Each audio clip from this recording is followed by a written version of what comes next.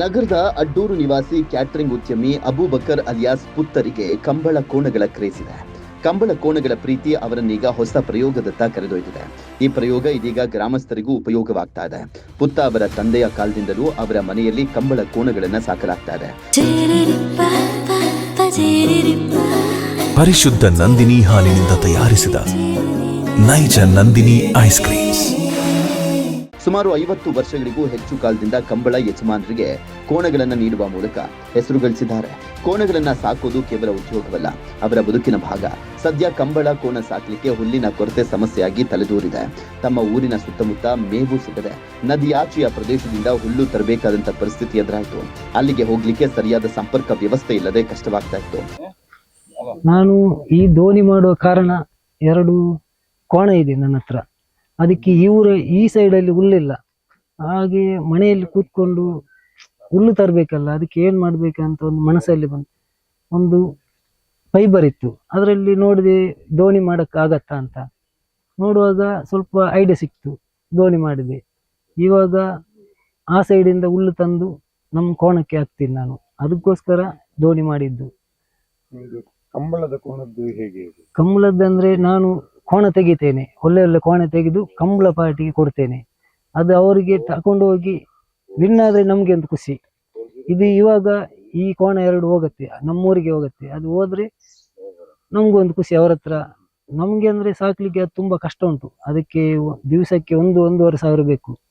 ಅವರಾದ್ರೆ ಒಳ್ಳೆ ಕ್ಲಿಯರ್ ಆಗಿ ಸಾಕಿ ಅದನ್ನು ಕಂಬಳಗೆ ಓಡಿಸಿ ಅದನ್ನು ವಿನ್ ಮಾಡಿಸ್ತಾರೆ. ಈ ಸಮಸ್ಯೆಗೆ ಪರಿಹಾರ ಕಂಡುಕೊಳ್ಳಲಿಕ್ಕೆ ಪುತ್ತ ಅವರು ಸ್ವತಃ ದೋಣಿ ನಿರ್ಮಿಸುವ ನಿರ್ಧಾರಕ್ಕೆ ಬಂದರು. ಫೈಬರ್ ಸಾಮಗ್ರಿಯನ್ನ ತಂದು ಅದನ್ನ ತುಂಡುಗಳಾಗಿ ಕತ್ತರಿಸಿ ಜೋಡಿಸಿ ಒಂದು ದೋಣಿಯನ್ನ ನಿರ್ಮಿಸಿದ್ರು. ದೋಣಿಗೆ ಅಗತ್ಯವಾದ ಎಂಜಿನ್ ಅನ್ನ ಎರ್ನಾಕುಲಂನಿಂದ ತರಿಸಿಕೊಂಡು ಅಳವಡಿಸಿದ್ರು. ಈ ಪ್ರಕ್ರಿಯೆ ಅವರಿಗೆ ಕಷ್ಟವಾಗಿದ್ರು. ಕೊನೆಗೆ ಯಶಸ್ವಿಯಾಗಿ ದೋಣಿಯನ್ನ ಸಿದ್ಧಪಡಿಸಲಿಕ್ಕೆ ಸಾಧ್ಯವಾಯಿತು. ಓಕೆ ಸರ್, ಇದು ಪುತ್ತ. ಇವನನ್ನು ಪುತ್ತ ಅಂತೆಲ್ಲ ಎಲ್ಲರೂ ಇಲ್ಲಿ ಪ್ರೀತಿಯಿಂದ ಕರೀತಾ ಇರ್ತಾರೆ. ಎಲ್ರಿಗೂ ಬೇಕಾದವ, ಅತಿ ಬುದ್ಧಿವಂತ ಹುಡುಗ. ಏನು ಕೆಲಸ ಇದ್ರೂ ಕೂಡ ಅದನ್ನು ತಕ್ಷಣ ಎಲ್ಲವೂ ಅಚ್ಚುಕಟ್ಟು ನೀಟ್ನೆಸ್ಗಳು, ಯಾವುದೇ ಒಂದು ಕೆಲಸ ಇದ್ರೂ ಅದು ಆಗುವುದಿಲ್ಲ ಅನ್ನೋ ಪ್ರಶ್ನೆ ಇಲ್ಲ. ತಕ್ಷಣ ಅದಕ್ಕೆ ಒಂದು ಹೊಸ ಐಡಿಯಾ ಹಾಕೊಂಡು ಆ ಕೆಲಸವನ್ನು ಮಾಡಿ ಮುಗಿಸ್ತಾರೆ. ಸಾಮಾನ್ಯವಾಗಿ ಇಲ್ಲಿ ಹೆಚ್ಚು ಮಂದಿ ಕೃಷಿಕರು ಇರೋದು. ಅವರೆಲ್ಲ ತೊಂದರೆಗಳು ಪುತ್ತ ಇದ್ರೆ ಯಾರಿಗೆ ಹೆದರಿಕೆ ಇಲ್ಲ. ಒಂದು ಪಂಪ್ಸೆಟ್ ಹಾಲಾಯ್ತು ತಕ್ಷಣ ಏನು ಮಾಡಬೇಕು, ತಕ್ಷಣ ಅದಕ್ಕೆ ಒಂದು ಐಡಿಯಾ ಅವರ ಹತ್ರ ಇರ್ತದೆ.